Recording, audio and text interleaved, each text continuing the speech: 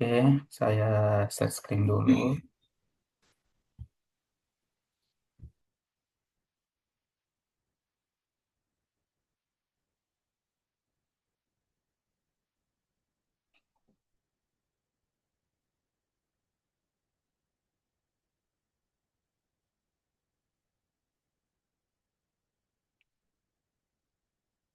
Bagaimana, sudah kelihatan?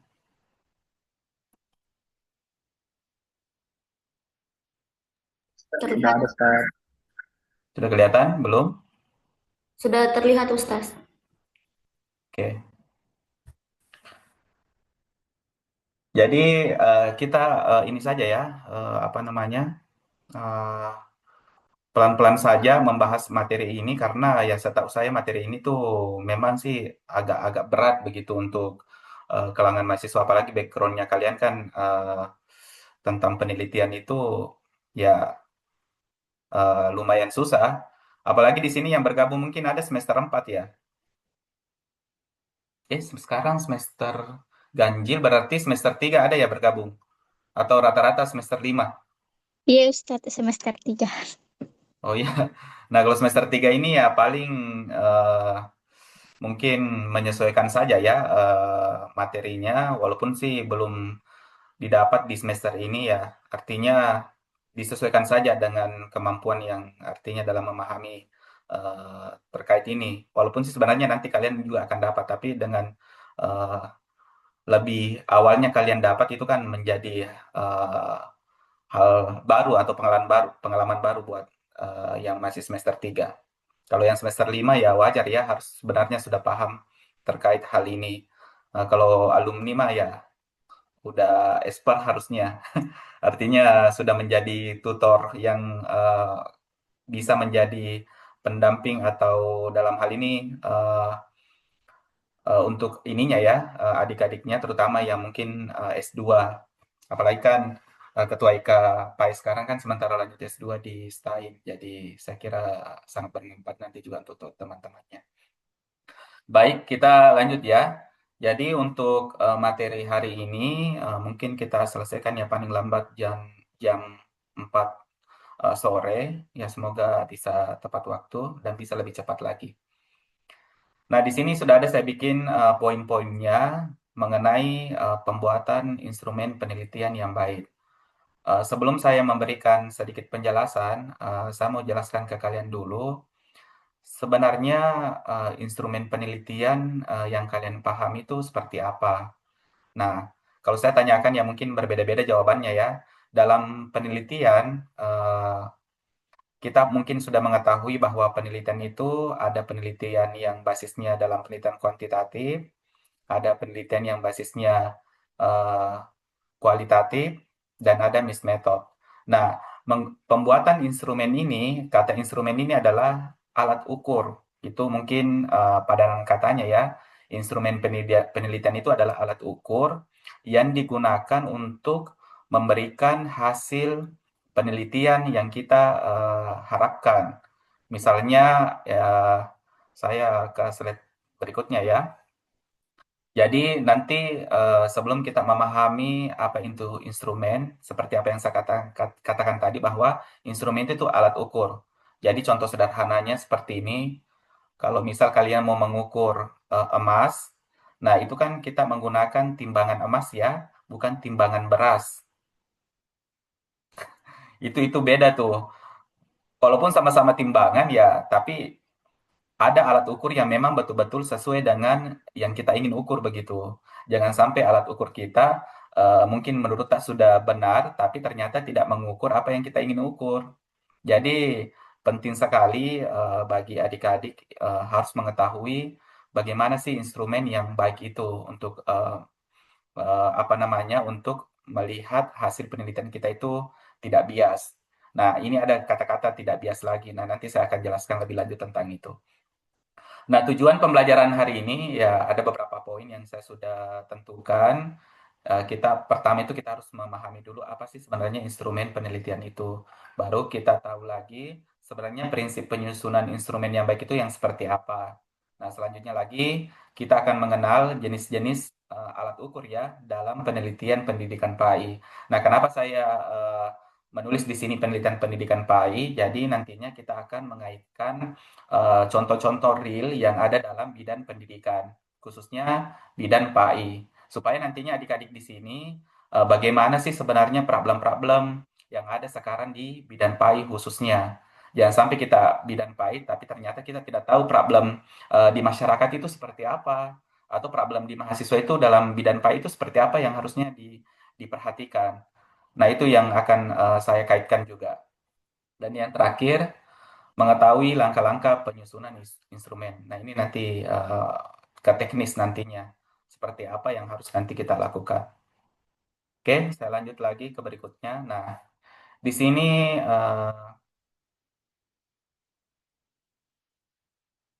sebentar ya. Ya, di sini penjelasannya, instrumen penelitian adalah alat ukur. Nah, ini yang saya jelaskan tadi bahwa instrumen penelitian itu adalah alat ukur yang digunakan peneliti untuk mengumpulkan data. Jadi, alat ukur itu mungkin kalian pikir dalam dunia penelitian seperti apa ya? Atau ada yang bisa menyebutkan satu alat ukur yang biasa digunakan untuk mengumpulkan data dalam sebuah penelitian? Ada yang bisa menjawab? Apa kira-kira? Ayo Kayak kuesioner, jawab. kuesioner Ustaz. Apa kuesioner? Kuesioner, Ya, betul. wawancara. Wawancara. Ah, ini ada jawaban Pedoman, berbeda ya. pedom. Ya, enggak apa-apa, sampaikan saja ya. Nanti kan kita bisa luruskan kalau keliru ya nanti disampaikan. Nah, tadi ada penyampaian dari beberapa temanmu. Yang pertama tadi kuesioner. Nah, benar ya, kuesioner itu adalah salah satu alat ukur yang dipakai atau digunakan untuk mengumpulkan data yang kita harapkan. Misalnya kita mau mengetahui minat belajarnya peserta didik di sekolah. Jadi salah satu yang bisa digunakan alat ukurnya itu adalah menggunakan angket atau kuesioner ya. Itu apa namanya nama lainnya. Tapi kalau tentang definisinya sebenarnya itu kuesioner itu dia lebih lebih apa namanya lebih detail dia punya dalam menjawab pertanyaan-pertanyaan responden. Kalau angket biasanya itu hanya merespon tidak terlalu detail dibandingkan dengan kuesioner. Makanya kuesioner itu biasa dipakai dalam survei-survei yang skalanya besar, yang memang betul-betul lebih lebih representatif ya dibandingkan dengan angket. Kalau wawancara, nah tadi mungkin ini ya mengulang kembali jawabannya bahwa yang benar itu adalah pedoman wawancara. Jadi kalau wawancara itu sebenarnya itu teknik atau metode untuk mengumpulkan data dalam bentuk wawancara, tapi alat ukurnya itu adalah pedoman wawancara. Nah, itu yang saya luruskan tadi. Nah, saya lanjut lagi. Dalam penelitian pendidikan PAI, instrumen itu berfungsi menggali data terkait aspek religiusitas, sikap, pengetahuan, keterampilan, serta praktik ibadah peserta didik atau siswa. Jadi, adik-adik itu harus selalu mencoba ya atau mengkaji penelitian-penelitian yang memang basicnya itu bidang pendidikan kita itu lebih karena PAI. Kan kita menulis skripsi sebenarnya itu ya, bagaimana skripsi itu bisa memiliki kontribusi bagi pembaca. Skripsi itu bukan hanya diselesaikan, tapi bagaimana skripsi itu memiliki kontribusi. Itu yang penting itu. Karena hasil penelitian kalian itu memiliki dampak yang memang benar-benar menjadi apa namanya ya, menjadi hal baru, menjadi masukan baru, bahkan menjadi saran baru kepada dunia pendidikan, terutama di bidang PAI. Oke, begitu ya. Sekarang saya lanjut lagi ke berikutnya.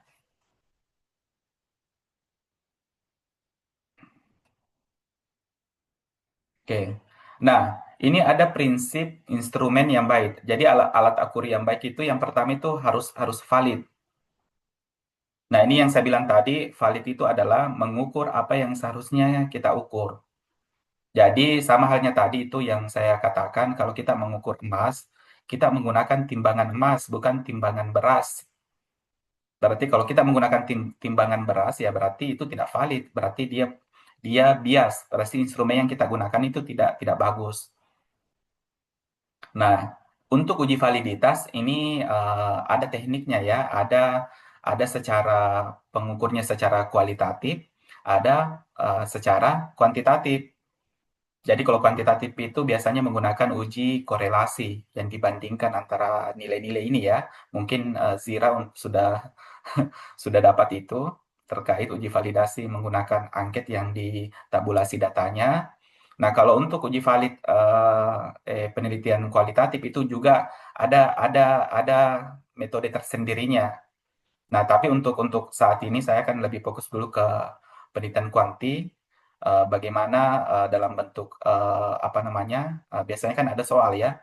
Kan alat ukur itu bukan hanya dari angket, tapi biasanya dalam bentuk soal apa namanya? Soal pilihan ganda. Nah, ini yang biasanya banyak saya temukan mahasiswa atau calon peneliti biasanya kalau dia membuat soal itu dia bikin-bikin soal saja, tapi dia tidak tahu apakah soal yang dia bikin itu sudah bagus atau sudah sesuai apa yang kita ingin ukur. Nah, itu makanya nanti dalam pertemuan ini kita akan bahas masing-masing terkait itu. Oke, selanjutnya lagi. Nah, instrumen yang baik itu harus reliable ya atau reliabilitas itu nama lainnya. Reliable ini adalah memberikan hasil konsisten. Nah, apa maksudnya ini? Contohnya, misalkan saya berikan ke angket ke kalian ya, kalian menjawab angket itu, pas besoknya lagi saya kasih ke kalian, ternyata kalian menjawabnya masih konsisten, artinya tidak ada perubahan. Berarti itu dikatakan reliable. Artinya alat ukur yang kita gunakan itu kita apa namanya? Kita berikan ke peserta didik, jawabannya itu masih konsisten, artinya tidak ada perubahan. Nah, ini cara apa namanya? Cara kedua kalau mau kita tahu apakah instrumen itu baik adalah kita ukur reliable-nya. Jadi kalau di kuanti itu namanya ujinya uji Cronbach's alpha. Jadi kalau uji Cronbach's alpha-nya itu nilainya 0,70 ke atas, berarti data angket yang kita apa namanya alat ukur yang kita gunakan itu berarti reliable. Nah, itu nanti kita akan bahas satu-satu ya. Objektif. Nah, ini bebas dari bias peneliti. Objektif ini artinya tergantung dari peneliti ya, bagaimana mengambil data-data kuanti yang memang betul-betul harus objektif. Artinya tidak ada manipulasi data. Nah, itu yang diharapkan. Praktis, ya mudah digunakan di lapangan. Artinya praktis atau mudah digunakan lapangan, angket itu harus betul-betul mudah dipahami.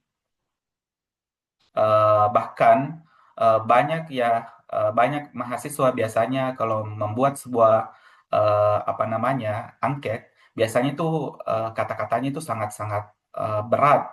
Contohnya misalkan kita menggunakan bahasa-bahasa yang memang betul-betul ilmiah, ternyata angket yang kita mau bagikan itu misalnya orang tua. Mana mungkin dia mengerti misalnya kita berikan pertanyaan, apakah Bapak Ibu suka misalnya makan apa kan misalnya itu nama istilahnya, misalnya makan padi toh. Dalam hal ini misalnya kita menggunakan bahasa yang agak-agak ilmiah misalnya kita menggunakan istilah Orisa Sativa. Nah, mana dia mengerti tentang itu. Makanya angket itu ya memang harus mudah dipahami oleh responden dan kita sendiri eh, mengerti juga apa yang sebenarnya yang kita inginkan. Makanya dalam pembuatan angket itu atau alat ukur itu, instrumen itu ya memang betul-betul harus diperhatikan. Nah, yang paling penting ini ya harus memang relevan sesuai dengan tujuan penelitian. Jangan sampai instrumen itu hanya memaksa kalian untuk menyelesaikan hasil penelitian kalian. Jadi tidak berdasarkan tujuan penelitian kalian. Makanya penting sekali ini ya alat ukur penelitian itu betul-betul menjadi hal fokus yang harus kita perhatikan. Baik, saya lanjut lagi. Nah, ini tadi beberapa jenis instrumen ya.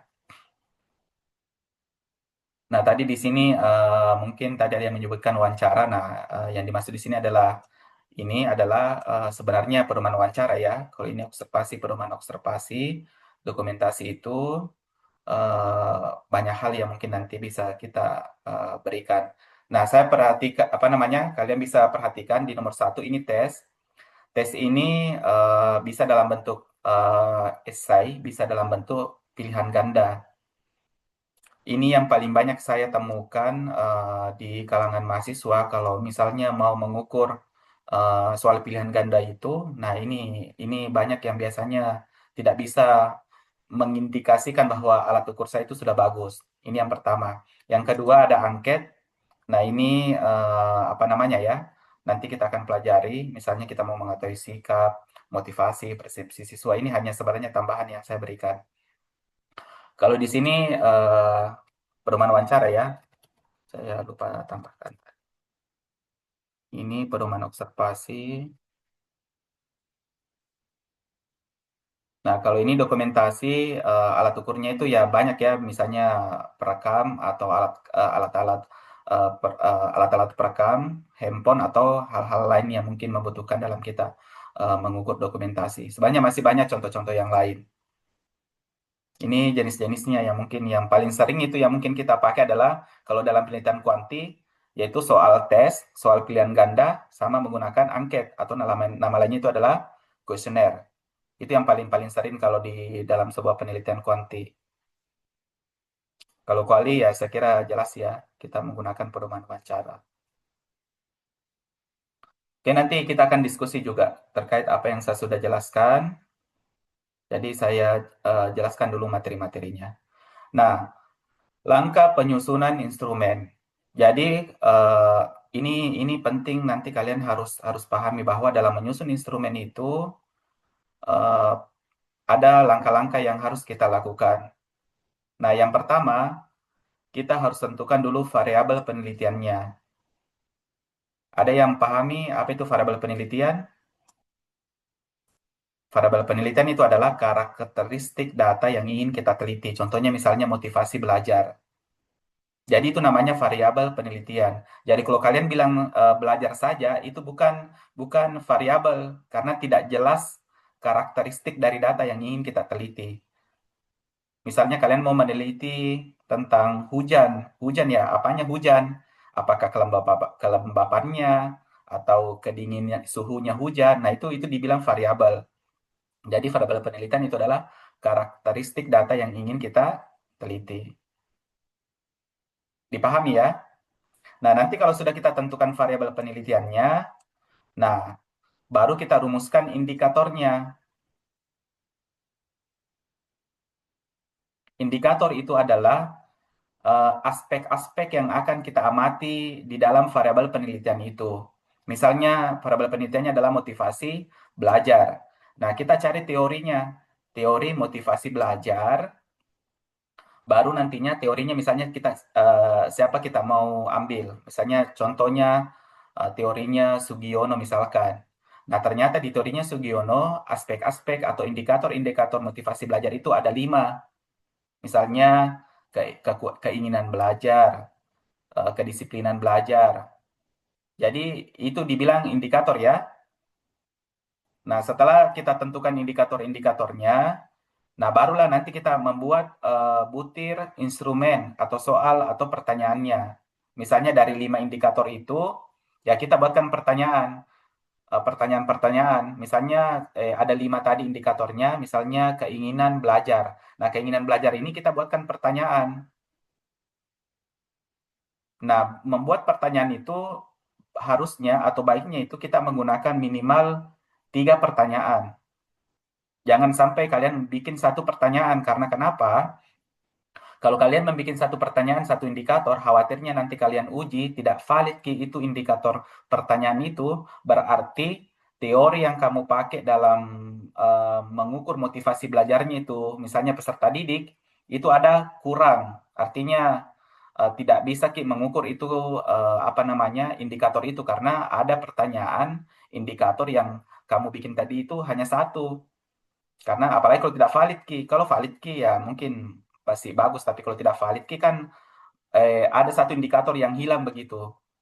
Makanya nanti saran saya kalau kalian membuat pertanyaan itu minimal 3, bahkan lebih banyak itu lebih bagus.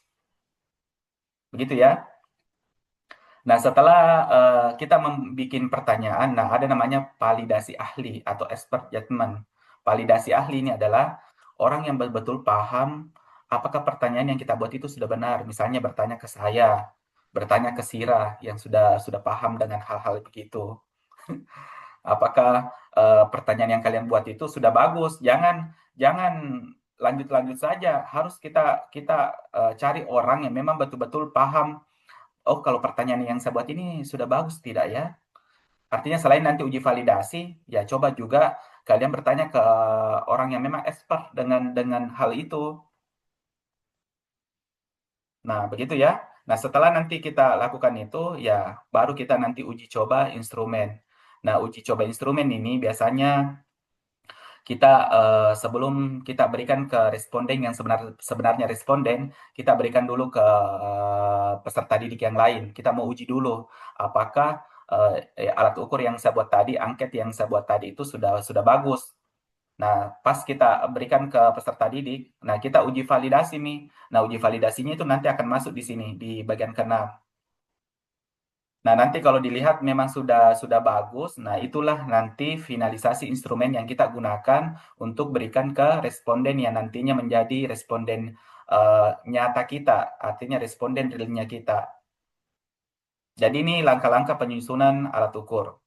Jadi yang pertama memang itu kalian harus tentukan variabelnya dulu, baru rumuskan indikatornya berdasarkan teori yang kalian eh, inginkan, karena ya ini penting, teori dalam penelitian itu wajib harus kita eh, pakai, bukan bukan diri kita begitu, tapi harus berdasarkan teori.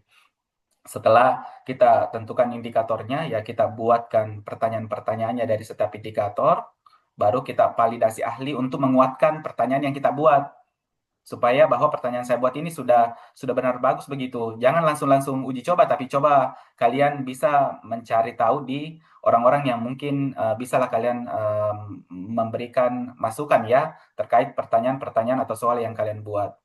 Baru setelah itu ya uji coba instrumen. Setelah uji coba instrumen, analisis validitas, baru terakhir nanti finalisasi instrumen. Oke, sampai di sini mungkin ada barangkali yang mau ditanyakan dulu. Silakan. Ini langkah-langkah ya. Nanti contohnya nih kita langsung ke bagian berikutnya. Sampai di sini mungkin ada yang mau ditanyakan terkait bagaimana sih sebenarnya alat ukur itu,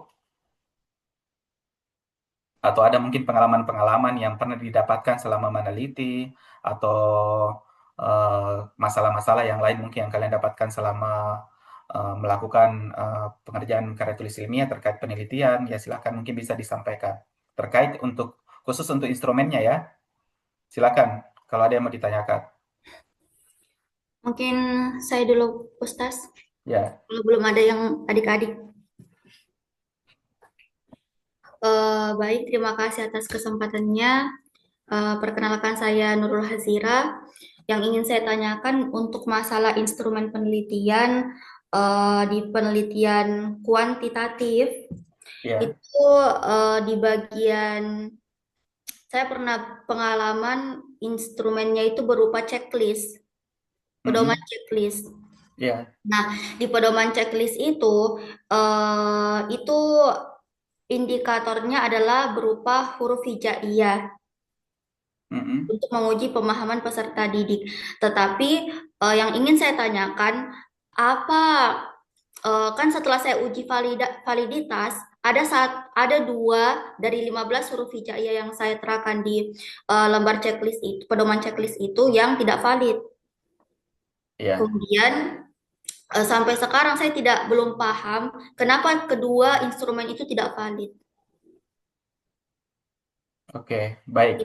Mungkin itu dulu, Ustaz. Ya, dari ke-15 itu tadi yang kita pakai itu memang indikator dari penghafal apa tadi yang huruf hijaiyah itu tadi ya. Iya. Ah, ah. Dari indikator itu kan pasti kan kita buatnya beberapa pertanyaan atau memang itu harus satu begitu Oh iya ya, maaf sebelum. Ustaz. Ah, Saya ah. saya konfirmasi ulang. Ya, Maksudnya itu sudah berupa pernyataannya, Mi. Oh, tapi indikatornya apa? Aspek-aspek indikator dari 15 pertanyaan itu ada atau tidak ada? Tidak ada. Nah, itu mungkin bisa jadi kekurangannya di situ. Artinya harusnya memang ada indikator atau aspek-aspek dalam pengenalan huruf hijaiyah bahwa itu ada ini yang kita mau amati begitu. Oh, Misalnya kalau motif. itu di bagian anu ya maksudnya Ustaz, di Mhm. bagian misalkan kategori peserta didik dapat mengenal, dapat menyebutkan begitu ya Ustaz. Iya, Ya itu intinya ada. iya, kalau ada Iya, berarti itu nantinya yang kita kembangkan di situ pertanyaan-pertanyaannya. Artinya dari itu tadi yang mengembangkan, apalagi ada berapa itu ada aspek tiga, yang. ada tiga Nah, kategori. ya, tiga kategori itulah itu yang kita kembangkan mungkin satu kategori itu ya 5 soal atau 6 soal ya semakin banyak itu lebih bagus. Artinya bisa mengukur dari ketiga indikator itu tadi. Kalaupun misalnya tadi ada dari 15 itu, misalnya ada satu atau dua misalnya nomor 15, tapi masih ada di soal dalam aspek indikator itu saya kira tidak bermasalah. Ya, masalah itu tadi yang saya bilang kalau ada indikator satu pertanyaan yang memang tidak bisa mengukur indikator itu berarti ada yang kurang di apa namanya di variabel inti itu tadi, variabel fokus utama itu tadi. Kurang dalam hal bagaimana ini Ustaz? Artinya tidak mengukur secara menyeluruh. Artinya anggaplah motivasi belajar tadi ada indikatornya 4. Ternyata ada satu indikator yang pertanyaannya tidak mengcover itu berarti tidak bisa Ki mengeneral bahwa motivasi belajarnya peserta didik itu bagus. Tapi ternyata ada indikator dari keempat motivasi belajar itu yang tidak valid pertanyaannya. Masuknya ya tidak bisa Ki. Sebenarnya eh, dari motivasi belajar itu memang ada, tapi dari indikator itu ada yang memang satu tidak tercover, artinya tidak apa namanya tidak ada dalam alat ukur itu, artinya kurang Ki. Tapi yang seharusnya itu adalah walaupun valid ya, tapi ternyata dalam kenyataannya ada indikator yang tidak apa namanya tidak terchecklist valid, tidak terchecklist apa namanya itu. Pertanyaan itu memang ya tidak valid, artinya tidak mengukur satu indikator ini, artinya kan mengurangi keabsahan persyaratan dari motivasi belajar teori itu. Kan syaratnya bisa dikatakan motivasi motivasi belajar berdasarkan teori ini terukur sempurna kalau indikator-indikator itu memang dalam pertanyaan itu terpenuhi. Hmm, Begitu. tetapi jika misalkan lari ke manipulasi ya Ustaz, misalkan Ya. lari ke manipulasi, apakah itu bisa valid? Ya, kalau manipulasi itu sebenarnya itu hal-hal yang sebenarnya tidak tidak boleh ya. Hmm. Tidak boleh dilakukan. Itu kalau memang betul-betul terpaksa, tapi kalau dalam hal eh, instrumen, itu memang benar-benar harus ditambah pertanyaannya, bahkan turun meneliti ulang, Ki. Artinya ditambahkan lagi pertanyaannya itu yang memang tidak mengukur indikator itu, tapi kalau mengukur semua dia, itu saya bilang tadi no problem. Tapi kalau ada indikator yang memang tidak ada dalam situ, jadi kita tidak boleh menyimpulkan secara general bahwa oh penghafalan atau penulisan huruf hijaiyah peserta didik itu sudah bagus misalkan. Tapi kenyataannya ada indikator atau aspek yang diamati itu dalam pertanyaannya yang memang tidak mewakili dari indikator itu. Jadi sama halnya kalau kita bikin donat, tidak ada terigunya, ya berarti jadi di donatnya tapi donat mungkin dalam bentuk hal lain. Baik Karena kalau Ustaz. donat yang sempurna itu harus ada terigunya, ada mungkin embel-embelnya, tapi ada indikator yang satu yang mungkin tidak mengcover. Jadi tidak bisa dikatakan bahwa donat bulat itu ya, seperti ini, karena ada syaratnya yang tidak terpenuhi ya. Sama dengan angket itu tadi. Kalau dari 15 pertanyaan yang kita buat, ada satu atau dua yang tidak valid, tapi kita kembali lihat ke indikatornya. Dari pertanyaan itu sebenarnya indikator-indikator itu dari 15 itu apakah kita sudah bagi-bagi. Misalnya anggaplah indikator pertama itu soal pertama sampai nomor 5. Indikator kedua pertanyaan nomor 6 sampai nomor 8 misalkan. Indikator ketiga itu nomor 9 sampai nomor 15. Oh, Apakah sudah dalam kita dalam dalam kita kasus petakan seperti itu? tidak dalam kasus Kustas tidak seperti itu bentuknya, tapi dia 15 huruf hijaiyah itu kemudian mau dilihat pemahamannya anak-anak dengan tiga kategori, tetapi tidak ada di pembagian per indikator dibilang misalkan satu indikator itu mencakup 15 itu. Ya, paling kalau begitu nantinya ya masuk ada cara lain. Artinya kita bisa uji validasi ahli saja. Hmm. Artinya maksudnya uji validasi ahli bahwa alat ukur yang kamu gunakan itu memang sudah benar mengukur apa yang kita ukur. Artinya ya memang betul-betul dalam bidangnya yang mengerti tentang penilaian itu, rubrik yang kamu nilai itu memang benar-benar memang sudah bagus. Walaupun Oh, tidak kita menggunakan uji validasi yang memang dalam bentuk tabulasi data. Sebenarnya itu alternatif. Selain mungkin uji angket yang itu tadi, karena biasanya ya kita paksakan kita menggunakan uji validasi tabulasi, padahal sebenarnya tidak cocok untuk itu. iya Ustaz. Artinya kita paksakan bahwa oh ini sebenarnya tidak boleh menggunakan uji validasi karena tabulasi datamu mungkin tidak bisa mengcover dalam hal seperti itu karena tidak semua tes atau angket yang kita gunakan itu kita selalu menggunakan uji validasi. Ada uji validasi lain, ada namanya uji validasi konstruk, uji validasi isi, uji validasi, ada beberapa itu jenisnya. Jadi salah satu yang bisa kita gunakan adalah uji validasi konstruk, artinya bisa kita lihat pendapat beberapa bidang ahli yang terkait dengan itu. Apakah yang kamu bikin itu sudah bisa mengukur dengan ketentuan itu tadi? Oh iya. Daripada ya itu tadi menghapus itu baru bagaimana Hmm. nih kalau terhapus? Apa nih itu sudah bagus atau tidak? Iya Tapi betul saya Ustaz. nanti boleh nanti ditampilkan ininya ya kalau pertemuan berikutnya seperti apa model angketmu supaya bisa kita rumuskan oh ternyata angketmu ini sebenarnya untuk memvalidasinya harusnya pakai apa yang sebenarnya yang bagus. Iya bisa Ustaz. Iya. Mm-mm. Terima Jadi kasih Ustaz. saya kira begitu ya. Oke, yang lain bagaimana? Jadi Eh, ya ya, silakan Ustaz. perkenalkan diri Terkait ya. tadi. Oh yes, Pas. Maaf, Ustaz, tidak sempat on cam. Iya, tidak apa-apa. Baik, perkenalkan nama saya Zainab Syifa. eh, dan saya kebetulan satu kelas sekarang dengan Nurul Hazira. Ya, Begini Ustaz, mengenai tadi masalah angket yang sempat saya dengar bahwa ada beberapa indikator, lalu misalnya ada 3 indikator dan setiap indikator buat beberapa pernyataan. Nah, ya, menurut dari pengalaman saya Ustaz, mm-mm, ada juga eh, satu indikator, misalnya ada 5 pernyataan, namun dalam 5 pernyataan itu dibagi lagi mana yang negatif dan mana yang positif.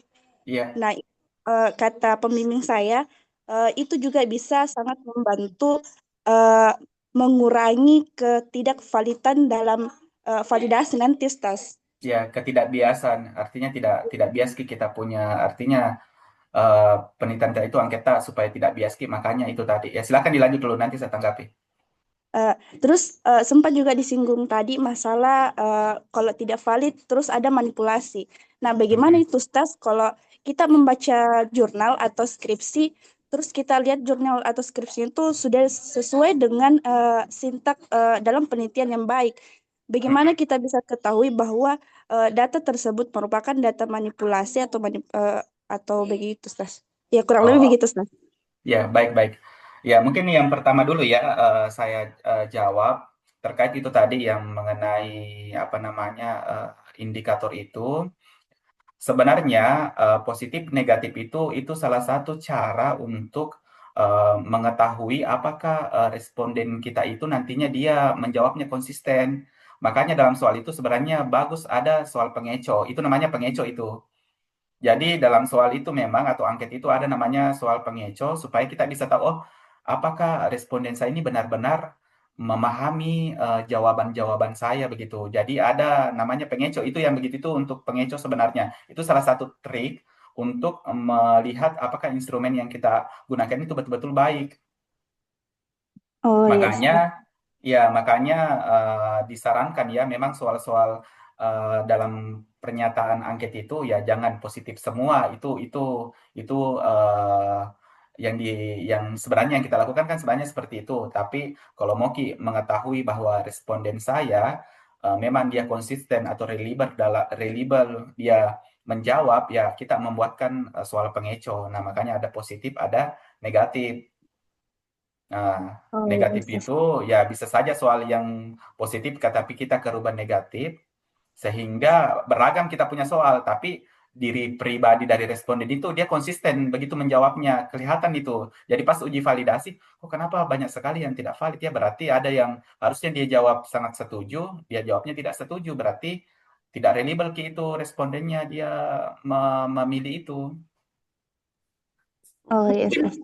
mungkin sedikit Ustadz di sini. Ya, silakan. Banyak banyak kasus Ustadz yang itu positif negatif itu disalahpahami sama responden.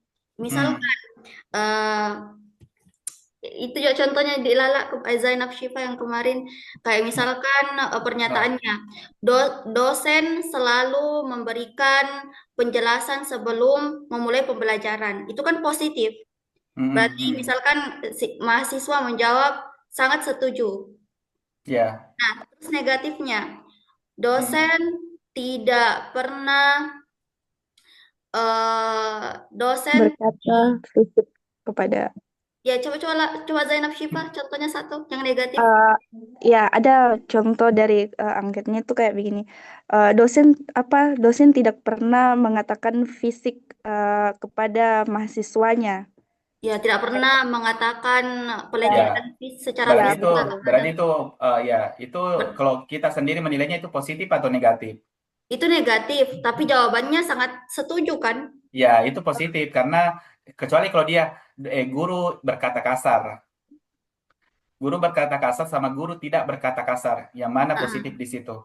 yang guru berkata kasar negatif, guru tidak Mm-mm. berkata kasar positif. Ya, begitu. Karena jangan sampai nanti dia bilang guru tidak berkata kasar. Ya Heeh, tergantung dari variabelmu yang kamu teliti ya. Tujuan iya. variabel itu juga harus dipahami, kita punya variabel. Jangan sampai kita punya variabel itu dalam mengukur kondisi negatif, tapi nyata-nyatanya di pertanyaanmu itu timpah begitu. Dan Makanya iya, Ustaz. maksudnya timpah artinya kita sendiri yang sebagai peneliti tidak paham angketa.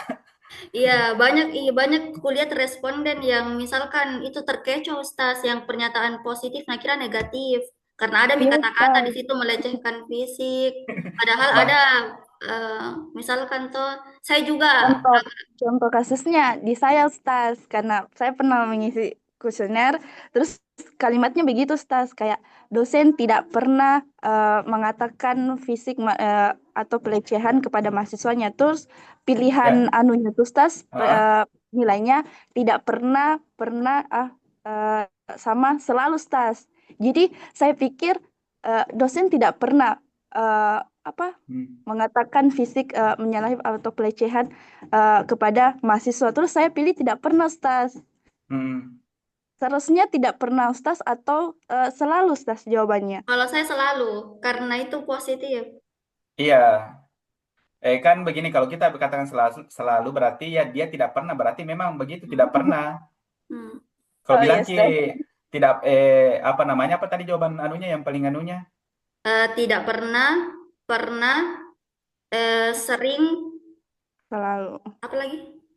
Itulah pokoknya ke sering Oh gitu. sekali Berarti kalau tidak pernah, selalu. kan itu kembali ke kita. Berarti kalau tidak pernah berarti si guru itu pernah melakukan melakukan ini, Heeh, melakukan fisik.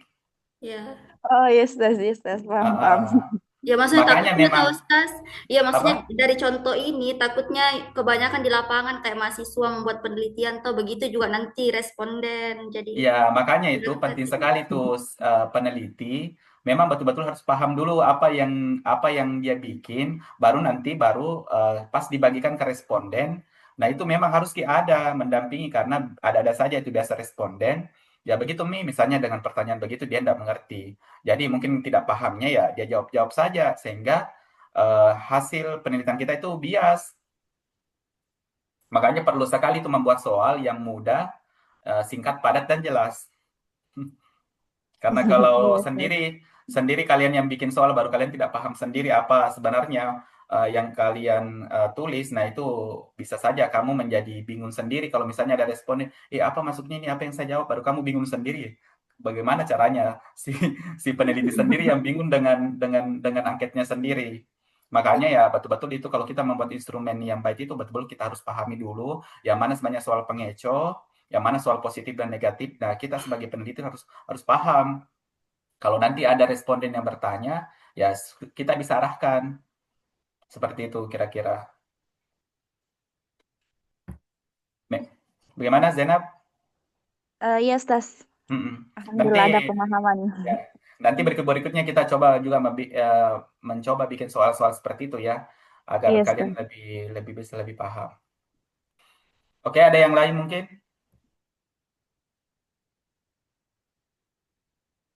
Pertanyaan yang kedua, Stas, tadi Oh bagaimana iya, bisa mengetahui saya lupa ya. kalau iya, Ya, Stas. mengenai manipulasi ya.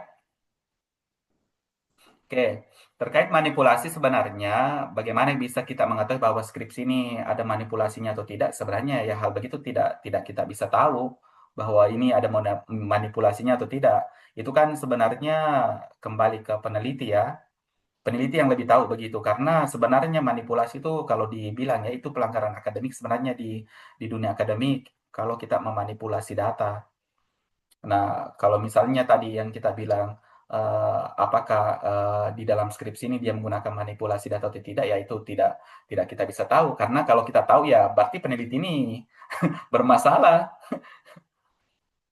Artinya dia menggunakan data manipulasi. Tapi memang sih ada beberapa penelitian itu dalam hal uji coba ya memang menggunakan mungkin data manipulasi. Artinya dia karena uji coba ya dia menggunakan manipulasi. Tapi dia jelaskan bahwa data ini memang untuk uji coba saja. Tapi kalau untuk memang yang betul-betul kita mau mengukur data di lapangan ya sebenarnya tidak boleh manipulasi. Biasanya itu mungkin kan itu tadi alat ukur ya mungkin tidak bagus, tidak baik sehingga ya terjadi hal-hal begitu. Artinya apa yang kita mau harapkan mungkin ada pengaruh, nyatanya tidak berpengaruh.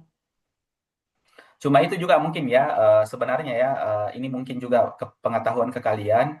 Jangan selalu berpikir di kalian itu bahwa selalu penelitian saya itu mengarah ke hal-hal positif. Artinya selalu menginginkan kalian berpengaruh, eh, berkorelasi. Kan jelas nih itu. Tapi jangan selalu kalian paradigmanya ke situ. Kalau memang alat ukur kita memang bagus dan valid, ya kalau tidak berpengaruh ya berarti memang hasilnya seperti itu.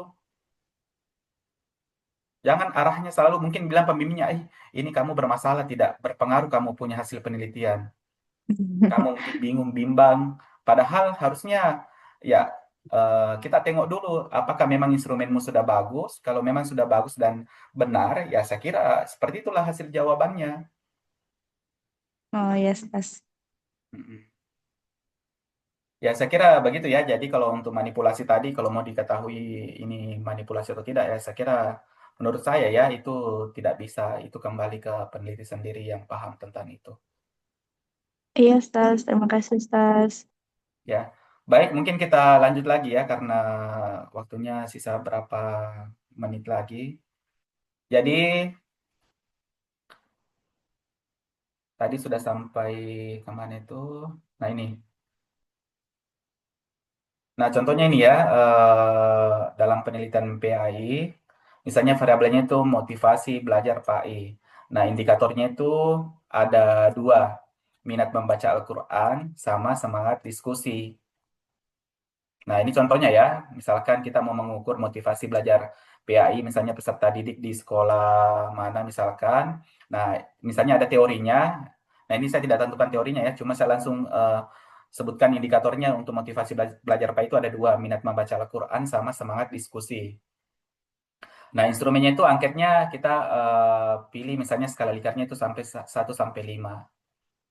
Nah, ini penting. Jadi kalau kalian penelitiannya kuanti, kalau ada variabel yang kalian sudah tentukan, ya paling penting memang itu kita harus tentukan dulu indikatornya atau aspek-aspek apa sih sebenarnya mengukur ini motivasi belajar PAI. Nah, inilah nanti yang kita kembangkan, buatkan dia pertanyaan-pertanyaan atau pernyataan ya, karena ada yang biasa dalam bentuk pertanyaan, ada juga biasa dalam bentuk pernyataan, tergantung dari peneliti sendiri. Oke, jadi saya lanjut lagi. Nah, Untuk validitas dan reliabilitas, nah validitas itu yang sudah saya jelaskan tadi, ada namanya uji korelasi butir. Dari tabulasi data kita bisa juga menggunakan icon. Nah, icon ini adalah fokus untuk penggunaan soal pilihan ganda. Jadi bisa kita lakukan teori ini, misalkan kan biasanya tuh ada soal pilihan ganda ya yang kita bikin. Apakah soal pilihan ganda ini bisa kita tentukan daya pembedanya? Itu nanti bisa menggunakan salah satu metode namanya metode diff. Itu metode diff. Kita bisa menggunakan metode itu untuk mengetahui yang mana soal yang sukar, yang mana soal yang tidak sukar dengan menggunakan apa namanya syarat penilaian itu icon ini. Jadi itu nanti ada tekniknya ya, nanti saya berikan juga. Nah, untuk reliabilitas, nah ini tentunya ya kita menggunakan namanya Cronbach's alpha. Ini saya kira sudah umum bagi yang sudah menggunakan penelitian kuanti ya. Artinya dikatakan reliable itu kalau Cronbach's alpha-nya itu lebih besar dari 0,70. Ada juga yang mengindikasikan itu 0,60. Tapi pada umumnya teori yang berpendapat bahwa 0,70 itu yang bisa dikatakan bahwa angket yang kita buat itu sudah reliable. Artinya sudah layak untuk kita analisis datanya. Nah, ini juga penting untuk memastikan data kita akurat dan konsisten. Oke.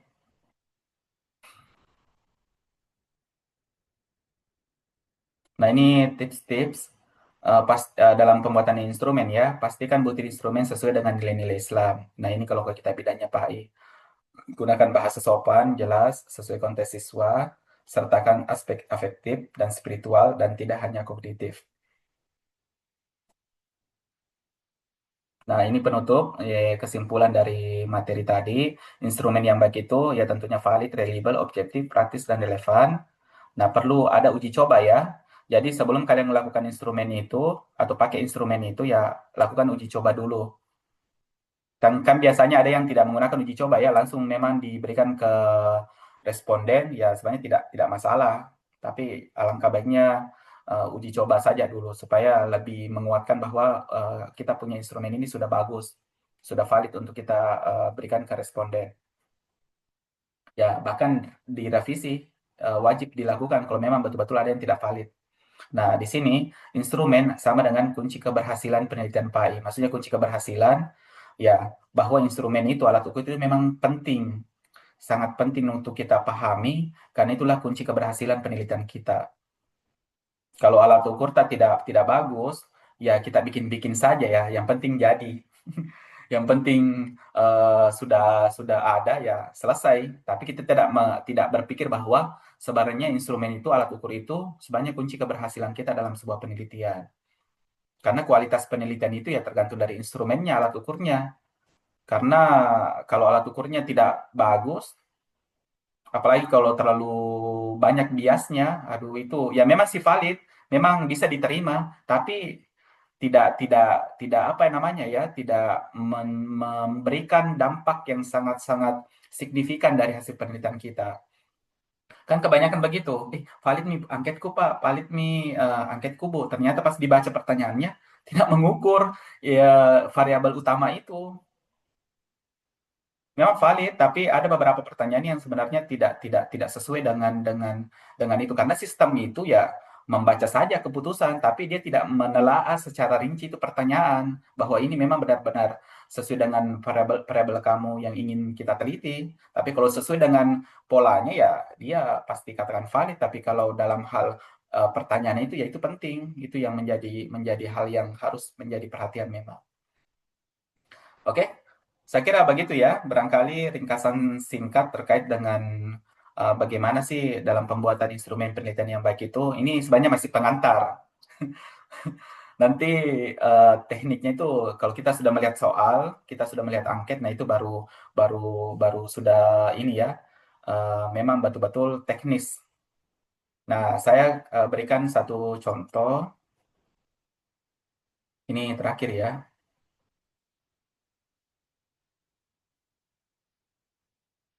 Oh, ini siapa ya ini? Oke, saya stop share dulu ya. Bagaimana masih kuat ya? Harapanku itu mendengarkan materi begini memang awalnya itu harus kita dibarengi dulu keikhlasan. Karena kalau ikhlas ki biasa itu materi-materi yang kita dapat itu terasa ringan begitu. Karena menuntut ilmu itu ya memang berat ya, tidak mudah. Tapi kalau kita barengi dengan keikhlasan, kita ridho bahwa pertemuan ini semoga menjadi keberkahan buat kita semua. Supaya ini ya, kalian tetap semangat belajar. Karena waktu-waktu seperti ini tuh waktu-waktu kritis, apalagi kalau sudah makan, banyak beban-beban pikiran, ya pasti tentunya kalian akan mengantuk. Apalagi dengan materi-materi seperti ini ya, memang berat. Tapi kalau diri kalian, mindset kalian bahwa saya ini mau belajar, mau mendalami ilmu, mau bermanfaat bagi banyak orang, saya ikhlas terima segala halnya, ya insya Allah semoga ilmu-ilmu yang kalian dapatkan itu terasa ringan dan terasa mudah kamu pahami. Oke, kita lanjut lagi ya sedikit. Atau ada mau ditanyakan? Silakan, saya berikan lagi kesempatan ke kalian. Saya lebih suka ya mahasiswa yang bertanya itu yang aktif begitu. Daripada diam, ya saya nggak tahu apakah dia paham, apakah dia mendengarkan saja. Tapi kalau mahasiswa yang bertanya, itu saya sangat-sangat ini ya, sangat-sangat suka begitu. Baik mahasiswa yang sering bertanya. Ayo adik-adik bertanya. Kakaknya lagi tuh bertanya kalau nggak ada adiknya. Oke, saya ini ya, saya lihat dulu materinya, saya kasih waktu 1 menit. Mungkin kalau ada yang mau ditanyakan sembarang ya, artinya berani berbicara itu bagus loh. Kalau diam-diam saja ya, saya kira ya itu tadi pemikiran saya mungkin apakah kalian paham atau tidak ya itu kan terserah dari masing-masing ya. Tapi kalau mau bertanya silahkan, itu lebih bagus lagi.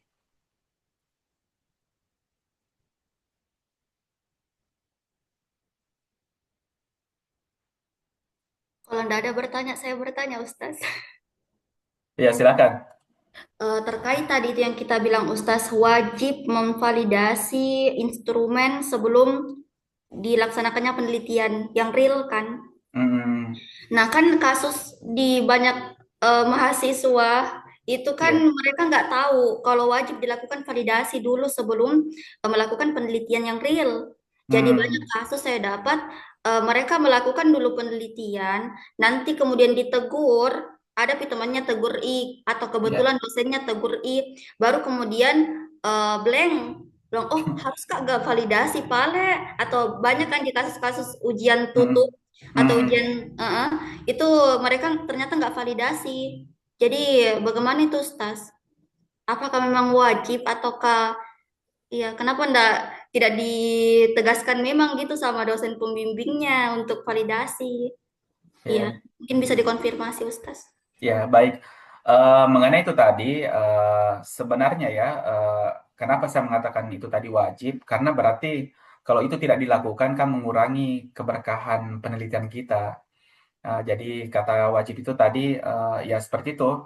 Karena kenapa? Misalnya mungkin Zira tadi temukan beberapa teman yang mungkin sudah penelitian, sudah ada hasil penelitiannya, ternyata belum uji validasi. Nah, berarti ya bukan kalau mau disalahkan apakah pembimbingnya atau bagaimana. Nah, itulah pentingnya kita sebagai peneliti memang mungkin ilmunya belum didapat ya, mungkin belum sampai ke sana sehingga dia merasa sendiri bahwa oh, tidak perlu sih uji validasi apalagi kalau misalnya ada angket yang dia dapatkan dari skripsi.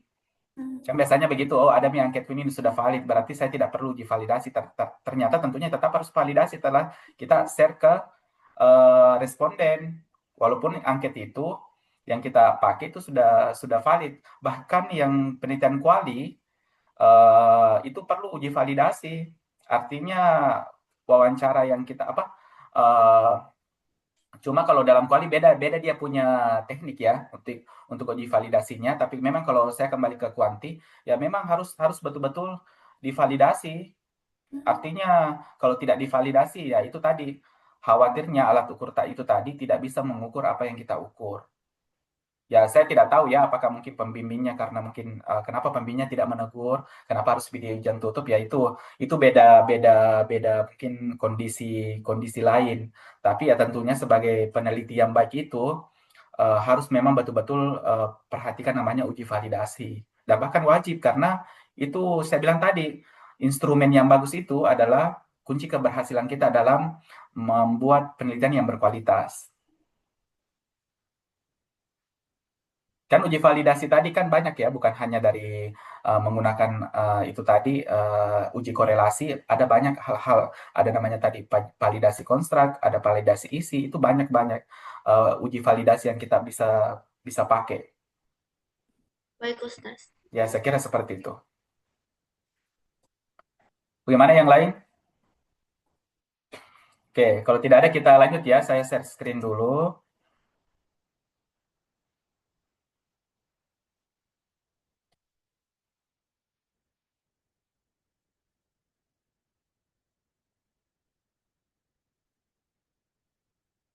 Tadi ya.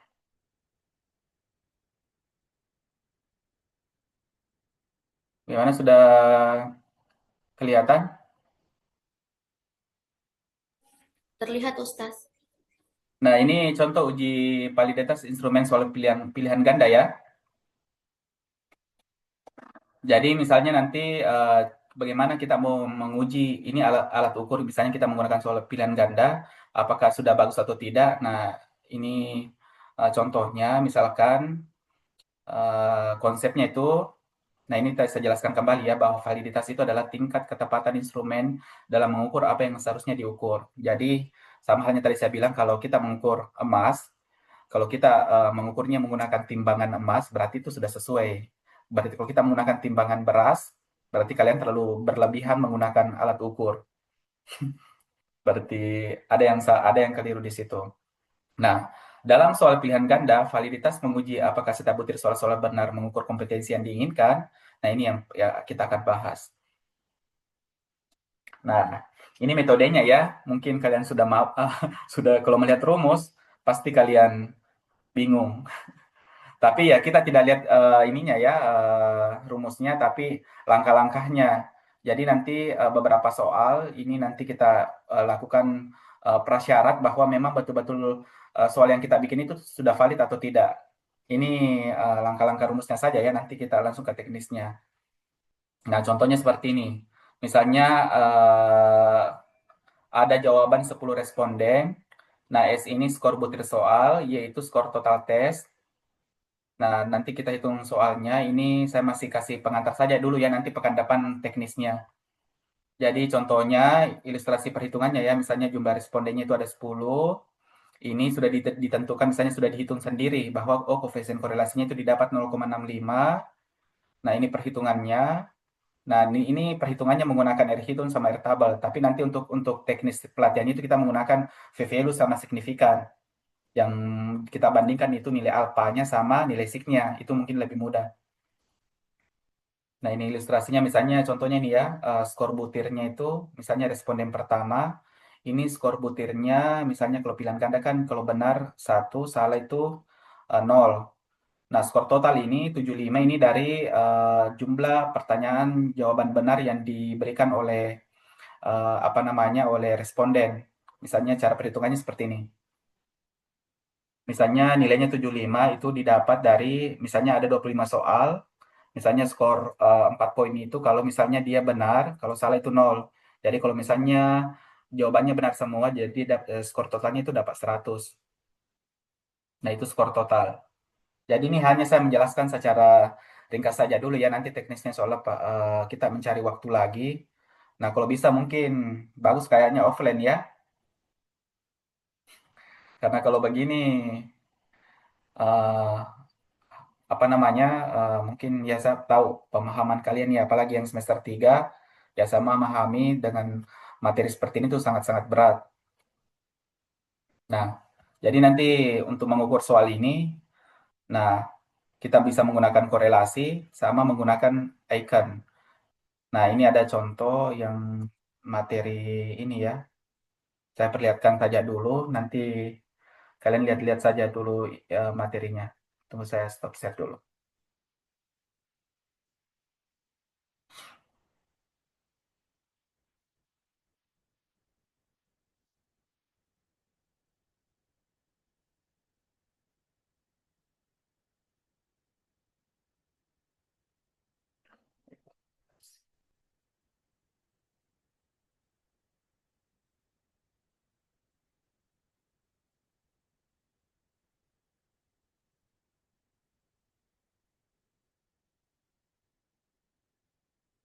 Nah, ini ilmu yang saya dapatkan dari kuliah saya ya, dari UNJ kemarin, makanya saya mau langsung share ke kalian. Intinya ilmu yang saya dapatkan harus kalian dapatkan juga. Masya Allah Ustaz, terima kasih. Nah, ini kemarin saya dapatkan materinya dari Profesor Edi dari. Nah, ini yang saya bilang tadi, apa namanya? Makanya ilmu itu harus ini ya, jangan ki apa namanya, jangan ki eh, simpan begitu. Karena ilmu yang kita berikan ke orang itu ya semoga menjadi hal bermanfaat untuk kita semua. Nah, ini ada teori pengukuran evaluasi yang saya bilang tadi. Dia namanya differential function. Jadi metode ini bisa mengukur, saya percepat saja ya. Ini bisa mengukur soal-soal seperti ini. Jadi kita bisa bandingkan yang mana soal yang sukar dan mana soal yang memang betul-betul tidak bagus ya. Itu nanti bisa di apa namanya? Bisa dipisah-pisahkan. Nah, jadi caranya itu menggunakan metode diff. Jadi kalau adik-adik nanti kita akan simulasi ya. Kayak ini skor butir item. Jadi ini soalnya pilihan jawabannya yang 0 ini anggaplah responden A. Soal yang pertama itu nilainya 0. Soal kedua dia jawab benar. Nah, nanti modelnya seperti ini. Jadi nanti dibagi dua. Ini teknisnya. Jadi nanti kelihatan yang mana soalnya ada berapa orang yang menjawab soalnya itu baik sekali sama jelek. Nah, ini saya bilang tadi menggunakan apa namanya? Menggunakan itu icon. Mana tadi itu ada di sini saya baca. Kalau materi ini saya tidak bisa jelaskan semua ya, hanya poin-poinnya saja.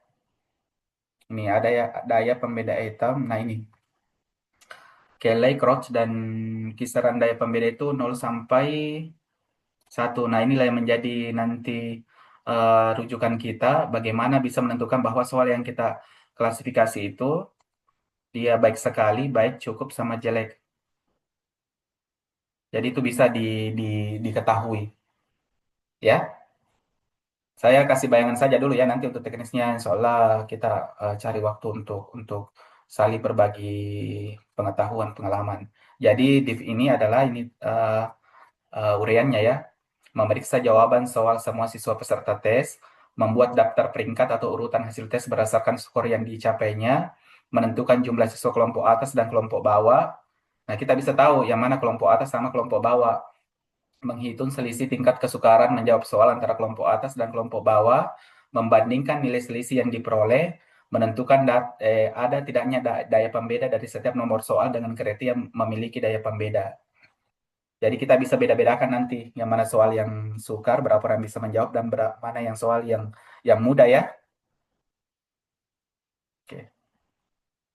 Baik, saya kira mungkin seperti itu hari ini untuk pengantarnya dan hal-hal yang berkaitan dengan materi tentang ini. Barangkali mungkin ada saran ya, karena ini kan sebenarnya perdana nih saya lakukan kegiatan ini. Ini inisiatif saya di Prodi. Saya berpikir, ya itu tadi, ilmu yang saya dapatkan kalau saya tidak berikan secepatnya kepada kalian itu khawatir hilang. Jadi harus saya cepat bagikan kalian dan menambah juga pengetahuan saya bahwa ilmu yang sudah diajarkan itu kalau kita berikan ke mahasiswa, saya berpikir ya, kalau ada mahasiswa yang lebih cerdas dari saya itu sangat-sangat luar biasa. Bahkan kalau ada yang mengalahkan saya, bukan mengalahkan dalam bertarung ya. Kalau ada mahasiswa yang betul-betul artinya logikanya, cara paradigma berpikirnya itu lebih lebih lebih expert dari saya itu sangat-sangat sangat saya butuhkan. Karena ya kita sebenarnya kan walaupun basic tak dari kampus-kampus yang mungkin fasilitas dan bagaimana kita mungkin ketahui ya tidak begitu eh, mendukung, tapi berharap dengan seperti ini ya adik-adik bisa belajar lebih giat. Karena ya saya bilang kesuksesan itu bukan bisa dilihat dari sarana dan prasarananya, tapi dari adik-adik sendiri yang memang kalau betul-betul mau sukses, mau berkembang ya memang harus harus banyak belajar, harus banyak-banyak membaca. Karena ya itu tadi, belajar memang berat, tapi kalau kita nikmati dengan suasana ikhlas, ya saya kira hal-hal yang kita jalani itu akan terasa ringan. Oke, itu semangat-semangat mungkin ya untuk adik-adik semua. Saya apresiasi waktu yang kalian luangkan untuk belajar. Mungkin ada yang cuciannya menumpuk, ada problemnya mungkin di keluarga belum terselesaikan, tapi ridho ikut mengikuti materi ini ya, semoga menjadi berkah buat kalian semua. Yang Amin. terakhir mungkin ada yang mau disampaikan, barangkali saran atau apa? Karena sebenarnya teknik penelitian selanjutnya ini saya juga masih masih rada-rada bingung ya. Kira-kira apa mungkin yang selanjutnya bisa kita lakukan untuk tindak lanjut dari kegiatan ini? Atau mungkin ada masukan silakan. Saya kasih waktu 5 menit. Dari HMP SPY mungkin silakan ada masukan mungkin. Bang, silakan ada barangkali mau disampaikan. Ustaz, jadi kebetulan Ustaz ini materi belum kami paham sekali. Kami berharap nantinya ke depannya masih ada Ustaz. Boleh di Ya, ini boleh di apa namanya suaranya saya tidak terlalu dengar secara ini secara jelas. Bisa diulangi?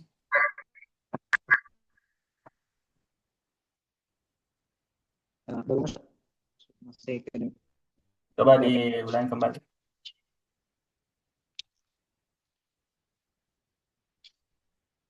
bagus Ustaz. Gimana Iqbal? Bisa diulangi lagi apa tadi yang disampaikan? Kedengaran Ustaz? Ya, sudah jelas. Oh ya, Ustaz.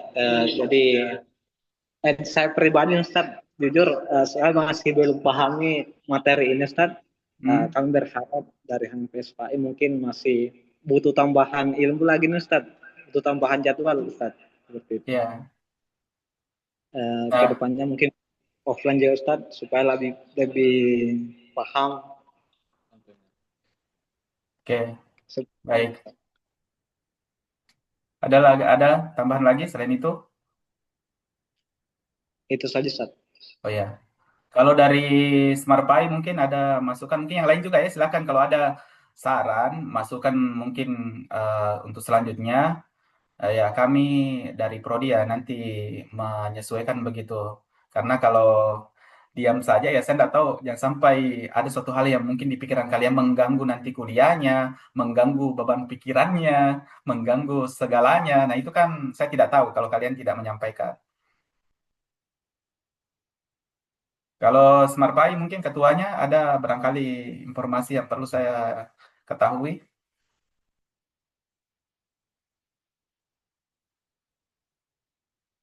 Kayaknya ini ya mungkin tidak bergabung. Oh ini Fakih.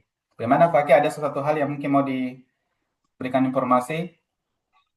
Ustaz, Hmm. mengenai urutan-urutan materinya, Ustaz.